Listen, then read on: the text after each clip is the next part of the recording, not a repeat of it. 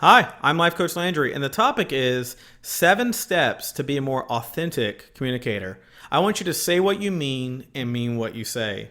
Okay?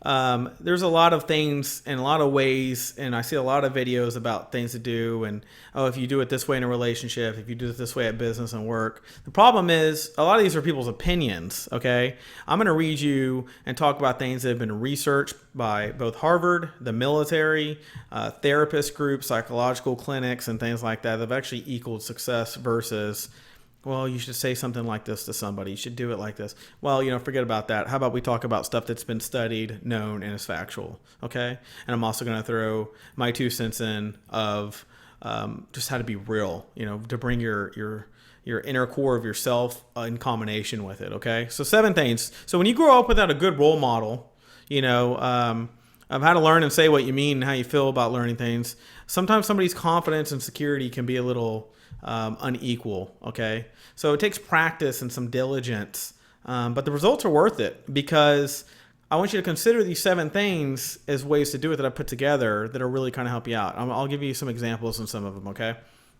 Number 1, when you want to deliver negative or positive feedback, I want you to consider your goal and what you hope to accomplish as the outcome. Do you want the person to be more aware?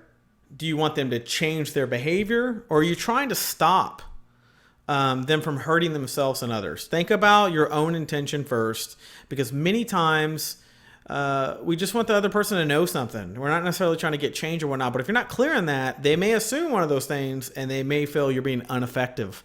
Okay, we don't have an expectation for what could happen once they know they have an outcome in mind, but you can frame your comments differently. I'm hoping if I share some feedback with you, you might reconsider the way you're treating our son or our daughter. Okay, that's a way to say that. Okay, number 2, I want you to ask permission. Okay, I want you to ask permission and make sure it's the right time to offer feedback. Okay, let the person kind of know you'd like to share something, but make sure they're open to hearing it. Some people they come at you and the other person has zero receptionists at that point where they don't want to receive anything. Okay, you don't know all of what's going on with that person at that exact time, so prepare them for the discussion. Hey, I'd like to share with you some feedback. Is now a good time or would later be better? What time's good for you? That'd be a way to say that, okay? Number 3, I want you to be objective. Okay, I want you to stick to facts in your approach, not things that you assume or think, things you only know. Because when you assume or you're putting things on that you think you're trying to read between the lines, they will automatically feel threatened that you don't know anything. If they're automatically already thinking you're wrong of what you're saying, everything after that becomes a moot point to them. Because they're saying, wow, you got the first step wrong about assuming something about me. So I want to spend my time defending myself now instead of talking to you about everything that you want to talk about. So try to refrain from using a broad brush. Okay, this is why parents are taught to say bad girl, bad boy, because you don't want to opine upon a person's character. Instead, say, look, that outburst at the dinner table was upsetting. I think there was another way you could have handled that. Are you open to hearing my thoughts and suggestions about how to address the issue next time? Basically, what you're saying is you're talking about something that actually happened and you're describing it without, you're not adding another value to it. Okay. Some people say it was horrible the way you did that. Well, that's your value to it. That doesn't communicate well with another person when you're putting your own value. Just put, hey, that outburst at the table, it made me a little concerned about your approach. I would like to talk about it. That's it.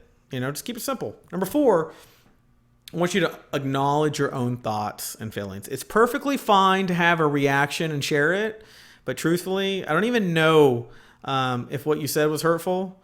It's just that the tone of voice and the yelling was distressing me. Okay, so basically what you're doing is what I just said again. You're taking the value that you want to put on it out of it, and you're just talking about you found stress in it. Okay, I have a hard time enjoying my meal when you're so upset and so angry. Many people don't know how their behaviors impact someone else. So sometimes if you point out it's why it was bothersome, the person gets a chance to do it differently next time, right? And psychologically, it's been shown that they will consider that when it's put that way to them, even if they're not showing agreement body language-wise. Okay. Number 5, remember you are not responsible for how another person reacts. If you have something to say, but you don't want to hurt someone else's feelings, it doesn't mean that the situation is any less, real or impactful or legitimate. You always want to stop. You want to sit there. You want to look around. You want to get some clarity, and you want to consider your own motives. Okay, but you can't be responsible for what someone else thinks, because once you express yourself effectively without adding your own negative values or positive values in there and keeping it neutral and factual, you're not responsible after that for how they want to react. That's on them. Okay. Number 6, I want you to take time to think about the other person's viewpoint. Okay. Remember, in any situation between you and another person, they are 50% of the puzzle. So meaning what they say carries a lot of weight, just as much as what you say. Okay. Because remember, we're not doing this to be right. We're not doing this to wrong. If you are taking time to talk to someone, obviously you want to be effective. You're not there to trash them. And if you go watch some of my other segments about unhealthy and incompatible relationships, if you're talking to someone just to caca and vomit out of your mouth at them, then you are quickly going to find yourself by yourself talking to yourself, because they're not going to stay in the situation. Okay. You're not there to vent at somebody. You're there to work something out. If you're not ready to resolve with somebody, then don't spend time venting at them. Okay. Because that means you're not interested in resolve. Stay away from them until you are. I want you to seek to understand with genuine interest. You can give feedback, but you also want to try to see if the other person's perspective. I'm curious about why you seem so angry at the dinner table.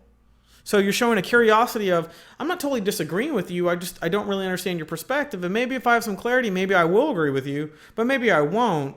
But I want to know your perspective either way. Okay. I know our daughter was wearing her earbuds while eating or holding her iPad, and we really didn't want that at the dinner table. And I know that was upsetting for you, but it's something else going on, because I feel like you reacted a little louder and a little more aggressive than you normally have. So there's benefit in being open, right?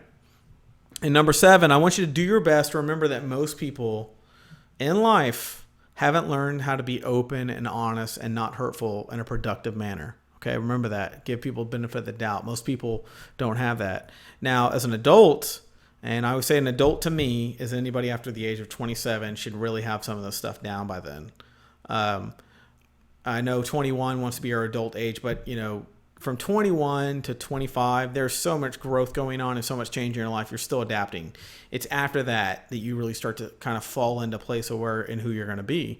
So it's fundamental skill that people lack, though, right? I mean, you want to do your best to practice. You want to, you want to mean what you say and say what you mean. And you want to make it possible so that others around you can also really kind of adapt to getting there with you.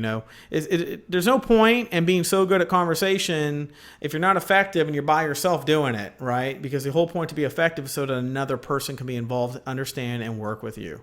Okay?